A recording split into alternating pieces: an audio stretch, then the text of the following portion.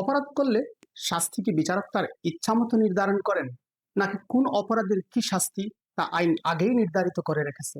আর এই শাস্তির ধরনটাই বাকি। প্র্যাকটিস এন্ড প্রসিডিউরে আপনাদের সবাইকে স্বাগতম। আজ আমরা জানব দণ্ডবিধি 1860 এর তৃতীয় অধ্যায়ে কি কি শাস্তি আছে এবং কখন কোন শাস্তি প্রযোজ্য হয়। দণ্ডবিধি 1860 এর তৃতীয় অধ্যায়ে মূলত আলোচনা করা হয়েছে শাস্তির ধরন এবং সেগুলোর প্রয়োগ সম্পর্কে। আজকের ভিডিওতে আমরা তৃতীয় অধ্যায়ের উল্লেখযোগ্য ধারাসমূহ আইনের ছাত্র, শিক্ষানবিশ ও নবীন আইনজীবীদের জন্য উপযোগী করে সহজ ভাষায় বিস্তারিতভাবে আলোচনা করব। সঙ্গেই থাকুন। সেকশন 53, শাস্তির ধরন। এই ধারাটি সবচেয়ে গুরুত্বপূর্ণ। এমসিকিউ পরীক্ষার্থীরা এই ধারাটি অবশ্যই মনোযোগ দিয়ে পড়বে। এখানে বলা হয়েছে আইনে 5 ধরনের শাস্তি রয়েছে: মৃত্যুদণ্ড, যাবজ্জীবন কারাদণ্ড, কারাদণ্ড, কারাদণ্ড আবার 2 ধরনের: সশ্রম কারাদণ্ড এবং বিনাশ্রম কারাদণ্ড, সম্পত্তি বাজেয়াপ্ত এবং সব শেষে আছে অর্থদণ্ড। যাবজ্জীবন কারাদণ্ড হলে কারাদণ্ড অবশ্যই সশ্রম হবে, অর্থাৎ যাবজ্জীবন সাজা প্রদানের সময় সশ্রম কারাদণ্ডটি উল্লেখ করার প্রয়োজন নাই। সেকশন 53A, কারাবাস উল্লেখের ব্যাখ্যা। প্রচলিত আইনে যেখানে যাবজ্জীবন দ্বীপান্তরের উল্লেখ আছে সেখানে তা যাবজ্জীবন কারাবাস ধরতে হবে। স্বল্প মেয়াদের দ্বীপান্তরের উল্লেখ থাকলে তা বাতিল হবে। ব্রিটিশ ভারতে ইংরেজ সরকার মুঘল সাম্রাজ্যের 19তম এবং শেষ সম্রাট বাহাদুর শাহ জাফরকে রেঙ্গুনে নির্বাসনে পাঠায়। বর্তমান আইনে নির্বাসন বা দ্বীপান্তর বলতে কিছুই নাই। আইনের ছাত্র হিসাবে একটা জিনিস অবশ্যই খেয়াল রাখতে হবে যে শাস্তি প্রদানের ক্ষমতা হচ্ছে আদালতের, কিন্তু শাস্তি কার্যকর করার এখতিয়ার হচ্ছে সরকারের। সরকার চাইলে আদালত কর্তৃক প্রদত্ত যে কোনো সাজা মৌকুফ বা হ্রাস করতে পারে। সরকারের এই ক্ষমতা নিয়ে কোনো আদালতে কোনো প্রশ্ন উত্থাপন করা যাবে না। কিন্তু সরকার যদি অন্যায়ভাবে কাউকে গ্রেফতার করে বা আটক করে রাখে তবে এই ক্ষেত্রে উচ্চ আদালত হস্তক্ষেপ করতে পারে। সরকার কাউকে সাজা দিতে পারে না বা কারো সাজার মেয়াদ বৃদ্ধি করতে পারে না।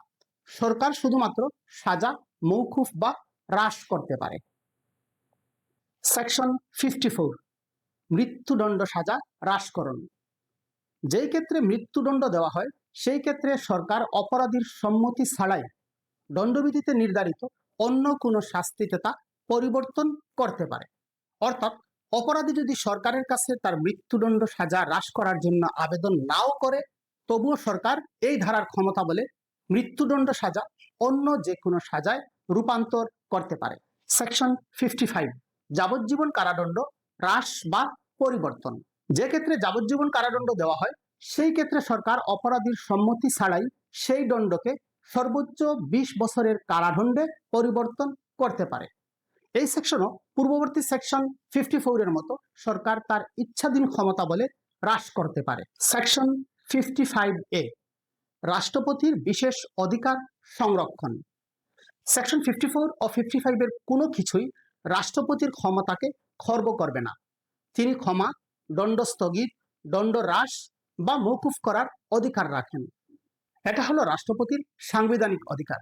গণপ্রজাতন্ত্রী বাংলাদেশের সংবিধানের 49 নং অনুচ্ছেদ অনুযায়ী যে কোনো আদালত বা ট্রাইব্যুনাল কর্তৃক প্রদত্ত মৃত্যুদণ্ড সহ যে কোনো দণ্ড মৌকুফ, স্থগিত বা হ্রাস করার সাংবিধানিক ক্ষমতা রাষ্ট্রপতির হাতে ন্যস্ত রয়েছে। আইনের ভাষায় এটিকে প্রিরোগেটিভ মার্সি বলে। সেকশন 57, সাজার মেয়াদের ভগ্নাংশ। শাস্তির মেয়াদের ভগ্নাংশ হিসাব করার ক্ষেত্রে যাবজ্জীবন কারাদণ্ডকে 30 বছরের সশ্রম কারাদণ্ডের সমতুল্য ধরতে হবে। এখানে একটি বিষয় লক্ষণীয় যে 30 বছর কারাদণ্ড ভোগ করার পর আসামি অধিকার হিসাবে মুক্তি দাবি করতে পারবে না।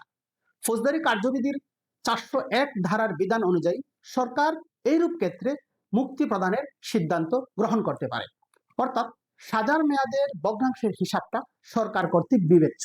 সেকশন 63, অর্থদণ্ডের পরিমাণ।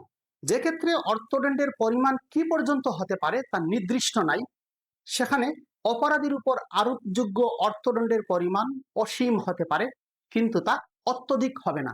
এই সেকশনটি একটি কনফিউশনাল মনে হচ্ছে। যেখানে অর্থদণ্ডের পরিমাণ নির্দিষ্ট নাই সেখানে তা অসীম হতে পারে, কিন্তু তা অত্যধিক হবে না। অর্থাৎ যে কোনো পরিমাণের হতে পারে, কিন্তু বেশি হতে পারবে না। আসুন এই সেকশনটিকে আমরা একটু সহজ করে আলোচনা করি। নবীন আইনজীবীদের জন্য এই আলোচনাটি খুবই গুরুত্বপূর্ণ। আমরা ফৌজদারি কার্যবিধির আলোকে এই ধারাকে বিশ্লেষণ করব। ফৌজদারি কার্যবিধির সেকশন 32 অনুযায়ী প্রথম শ্রেণীর ম্যাজিস্ট্রেট 5 লক্ষ টাকা পর্যন্ত জরিমানা প্রদান করতে পারেন। দ্বিতীয় শ্রেণীর ম্যাজিস্ট্রেট 3 লক্ষ টাকা পর্যন্ত জরিমানা প্রদান করতে পারেন এবং তৃতীয় শ্রেণীর ম্যাজিস্ট্রেট 2 লক্ষ টাকা পর্যন্ত জরিমানা প্রদান করতে পারেন। ফৌজদারি কার্যবিধির সেকশন 31 অনুযায়ী হাইকোর্ট বিভাগ, দায়রা জজ ও অতিরিক্ত দায়রা জজ আদালত আইনে অনুমোদিত যে কোনো দণ্ড প্রদান করতে পারেন এবং যুগ্ম দায়রা জজ 10 বছর পর্যন্ত কারাদণ্ড প্রদান করতে পারেন। কিন্তু এই সেকশনে তাদের অর্থদণ্ড প্রদানের ক্ষমতার কথা উল্লেখ নাই। এখন লক্ষ্য করুন, দণ্ডবিধির সেকশন 302-তে ক্যাপিটাল পানিশমেন্টের পাশাপাশি অর্থদণ্ডের কথা উল্লেখ আছে, কিন্তু অর্থদণ্ডের পরিমাণ উল্লেখ করা হয় নাই। একজন দায়রা জজ যখন মার্ডার কেসের বিচার করেন তখন তিনি শাস্তি প্রদানের সময় যে কোনো পরিমাণ অর্থদণ্ড প্রদান করতে পারেন। এই ক্ষেত্রে অর্থদণ্ডের পরিমাণ অসীম হতে পারে। কিন্তু একজন ম্যাজিস্ট্রেট যখন কোনো মামলার বিচার করেন তখন তিনি আইন নির্দিষ্ট পরিমাণের চাইতে বেশি অর্থদণ্ড প্রদান করতে পারবেন না।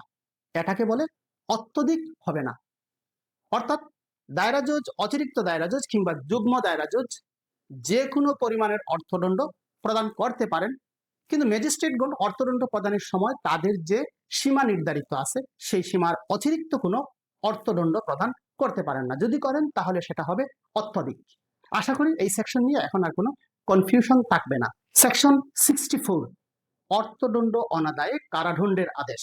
যে সকল অপরাধে কারাদণ্ড ও অর্থদণ্ড উভয় দণ্ড প্রযোজ্য অথবা কারাদণ্ড বা অর্থদণ্ড কিংবা শুধু অর্থদণ্ড প্রযোজ্য এবং যেখানে অপরাধীকে অর্থদণ্ড প্রদান করা হয় সেখানে আদালত আদেশ দিতে পারে যে অর্থদণ্ড পরিশোধ না করলে নির্দিষ্ট মেয়াদের কারাদণ্ড ভোগ করতে হবে। এই কারাদণ্ড মূল কারাদণ্ডের অতিরিক্ত হিসাবে গণ্য হবে।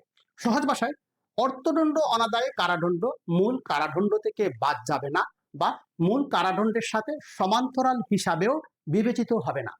এটি মূল কারাদণ্ডের অতিরিক্ত হবে। এমনকি আসামির পূর্বের হাজতবাস থেকেও এই কারাদণ্ড বাদ যাবে না। সেকশন 65, কারাদণ্ড ও অর্থদণ্ড উভয় দণ্ডে দণ্ডনীয় অপরাধে অর্থদণ্ড অনাদায়ে প্রদত্ত কারাদণ্ডের সীমা। যে অপরাধ কারাদণ্ড এবং অর্থদণ্ড উভয় দণ্ডে দণ্ডনীয় সেই অপরাধের ক্ষেত্রে শুধুমাত্র অর্থদণ্ড প্রদান করা হলে অর্থদণ্ড অনাদায়ে কারাদণ্ড অপরাধটির সর্বোচ্চ নির্ধারিত কারাদণ্ডের 1/4 বেশি হবে না। যেমন দণ্ডবিধির সেকশন 324 অনুযায়ী যদি শুধু অর্থদণ্ড প্রদান করা হয় তাহলে অর্থদণ্ড অনাদায়ে কারাদণ্ড হবে মূল কারাদণ্ড 3 বৎসরের 4/1 অর্থাৎ অর্থদণ্ড অনাদায়ে এই ক্ষেত্রে সর্বোচ্চ সাজা হবে 9 মাস। সেকশন 66, অর্থদণ্ড অনাদায়ে প্রদত্ত কারাদণ্ডের ধরন। এইরূপ ক্ষেত্রে অর্থদণ্ড অনাদায়ে প্রদত্ত কারাদণ্ডের ধরন হবে মূল কারাদণ্ডের অনুরূপ। অর্থাৎ মূল কারাদণ্ড সশ্রম হলে অর্থদণ্ড অনাদায়ে প্রদত্ত কারাদণ্ড সশ্রম হবে। অর্থাৎ সেকশন 65 অনুযায়ী যদি কোনো অর্থদণ্ড প্রদান করা হয় তাহলে সেই অর্থদণ্ড অনাদায়ে যে কারাদণ্ডটা ভোগ করতে হবে আসামিকে সেই কারাদণ্ডটা হবে মূল কারাদণ্ডের ধরনের সাথে সংশ্লিষ্ট। সেকশন 67, অপরাধটি কেবল অর্থদণ্ডে দণ্ডনীয় হলে অর্থদণ্ড অনাদায়ে প্রদত্ত কারাদণ্ড। এই ক্ষেত্রে অর্থদণ্ড অনাদায়ে প্রদত্ত কারাদণ্ডের ধরন হবে বিনাশ্রম। অর্থদণ্ড অনধিক 50 টাকা হলে কারাদণ্ড হবে 2 মাস পর্যন্ত। 50 টাকার বেশি হতে 100 টাকা পর্যন্ত হলে কারাদণ্ড হবে অনধিক 4 মাস পর্যন্ত এবং 100 টাকা হতে যে কোনো পরিমাণ হলে কারাদণ্ড হবে সর্বোচ্চ 6 মাস পর্যন্ত। অর্থাৎ অর্থদণ্ড অনাদায়ে সর্বোচ্চ কারাদণ্ড হবে 6 মাস এবং অবশ্যই তা বিনাশ্রম। সেকশন 70, অর্থদণ্ড 6 বৎসরের মধ্যে বা কারাদণ্ড চলিত থাকাকালে আদায়যোগ্য। মৃত্যুর ফলে সম্পত্তি দায় মুক্ত হবে না।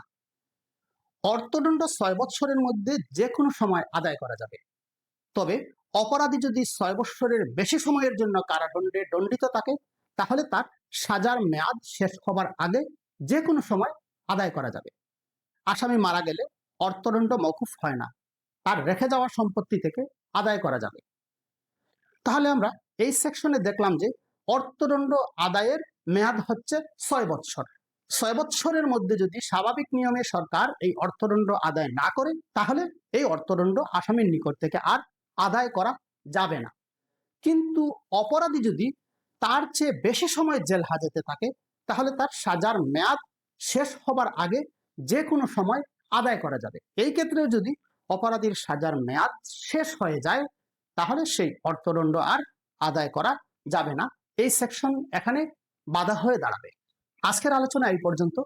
আগামী ভিডিওতে আমরা দণ্ডবিধির 4র্থ অধ্যায় নিয়ে আলোচনা করব। সবাইকে দেখার আমন্ত্রণ রইল। আর আমাদের ভিডিওটি ভালো লাগলে অবশ্যই লাইক, কমেন্ট এবং শেয়ার করবেন। আর আইন শিক্ষার নতুন নতুন ভিডিও পেতে সাবস্ক্রাইব করুন প্র্যাকটিস এন্ড প্রসিডিউর চ্যানেলটি।